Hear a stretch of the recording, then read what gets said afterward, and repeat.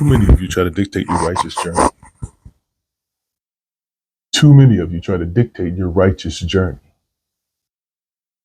You think it should look a certain way. You think it should feel a certain way. You have your own wants and desires. And because you're in a space of tolerance, over tolerance in the society that we're in today, because you're in this space, you believe that you're entitled to an opinion, even when it comes to God. The journey that you want, the journey that you desire, free of responsibility, free of pain, free of some level of suffering, is not what God will have for you, because you need to grow. In times of growth, oftentimes, the best medicine is pain. You know that. If you don't know that, it's because you've been so coddled by this society. Society has convinced you that righteousness is never painful. Not true. Your Father who loves you, God, would send pain in your life, especially if you're making every effort to avoid it. The pain is going to come that much more severe. Only in a inverse society would their teachings be the opposite of God, to say that success should be painless. Life should be painless. You should be able to make the decisions on your own as a child. You have every right and every authority as an adult. Why? Because the goal is to figure out the money. And as a child, you can figure out the money. So why should you listen to your adults? Wisdom doesn't live there. It's a trap.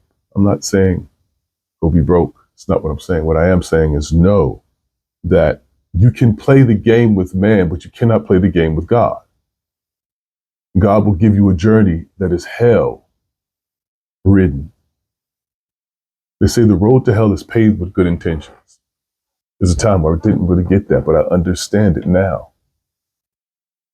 The intention can be for yourself or for another.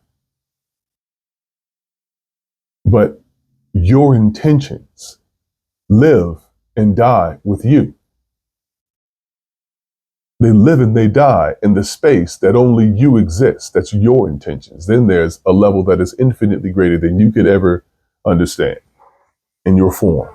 And that's the space of infinite intelligence that lives well outside of you and through all of you. You cannot say that, God, I want to move in this space. God, I want to move. I want you to affect me in this way. This is best to affect me. Before you were born, God knew you. God created you. You can't tell God how to move, and you can't try to force God's hand, and you cannot skip steps. Any position that tells you to skip steps and go into, now you have all wisdom, even as a child, what? That means they're telling you there's nothing more in society than what children understand. You should be cautious of that. You should be scared of that. So let me tell you the righteous journey with God, through God. God knows what you need, because before you were you, he knew you. It knew you. So it's going to give you everything that you need. The ideal situation is that in that giving you, in that delivery to you of the things that you need, you desire for them as well. And that's a want. The only way you can get to that space of desiring for it is that you embrace pain. You embrace that some suffering is going to be there. You embrace it. It's all for the greater glory of you, the God within you. To understand the pain from your perspective, your unique perspective, your eyes, your ears, your taste buds, your family dynamic, your friends, your relationships. That's all part of you, the fingerprint that is you. You're complex. None of you are the same. No journey is the same. The common denominator is that we are all human, and we have to live in different aspects of God and interaction each and every day. Some lower aspects, some higher aspects. So in your journey, God will give you what you need. There will be pain. There will be some suffering. But God reminds us all that this too shall pass. So in times when you feel like this is horrible, know that this too shall pass. Times you feel like I can't deal, this too shall pass. And in times when you feel as this is amazing, also know that this too shall pass. This is beautiful. It's perfect. know that this too shall pass. In this space, you stay humble. You stay in ultimate, supreme respect for God, because you're not saying, God, I want to go this way. What you say is, inshallah, if God willing. I pray God is willing to give me this, to align with me, that my path, the one that I want, is aligned to the one that God has designed for me. Inshallah. That's a beautiful statement to say. May our alignments be as one. Many of you are trying to force God the way you force man. You're trying to use the liberties and liberals with God as though you use with man, and you think that's going to work somehow, and it doesn't. It lands in a poor space every time, and that's because your ego gets involved. When you start to lean too far onto your wants, you start to identify and align so much with your own desires that you forget the ego is what comes with the body. It's part of the challenge of navigating life as a spirit in this 3D human experience, as is fired, as encapsulated inside of the body. That's what you are. You're fire. You are a glorious, infinite, eternal fire that's being held in with this body.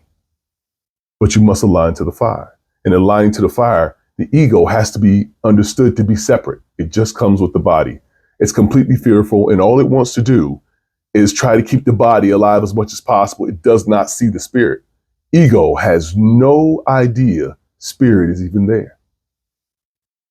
It's only aligned to the body and preserving it as much as possible, which oftentimes means moving in fear.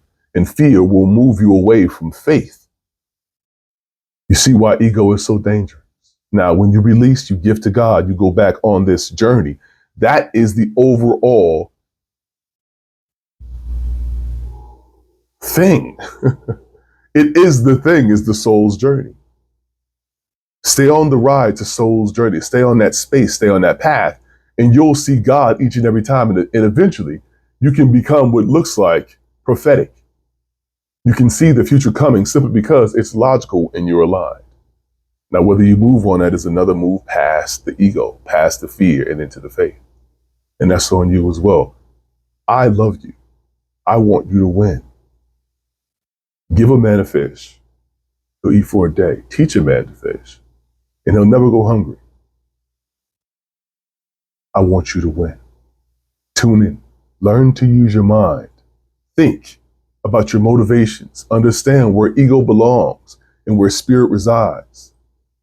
Go win. This work?